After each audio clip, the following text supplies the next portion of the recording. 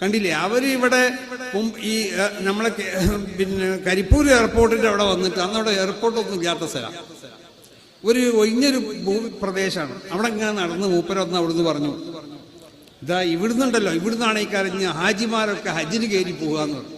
ആ സ്ഥലത്ത് നോക്കിയിട്ട് ഇവിടുന്ന് ഹാജിമാരൊക്കെ ഹജ്ജിന് കയറി പോകും. കണ്ടില്ലേ? പിന്നെ അവിടെ അന്നവിടെ എയർപോർട്ടില്ല, എയർപോർട്ടിനെ പറ്റിയുള്ളതായ ഒരു ആലോചന വന്നിട്ടില്ല. ആ ഭൂമിയിലേക്ക് മൂപ്പർ നോക്കി, ആ ഭൂമിയിൽ ഉണ്ടാവേണ്ടതായ അവിടെ ഉണ്ടാവുന്ന സർവ്വ പരിഷ്കരണങ്ങളും ആ ഭൂമിയിലേക്ക് നോക്കി പറയാൻ കഴിയാന്ന്. അത് മഹാനാവുന്നതായ സി.എം. വലിയുല്ലാഹി തങ്ങൾ അന്ന് പറഞ്ഞു. ഈ നിലക്കുള്ളതായ ഒരവസ്ഥ പണ്ഡിതന്മാർക്ക് ഉണ്ടാവണം.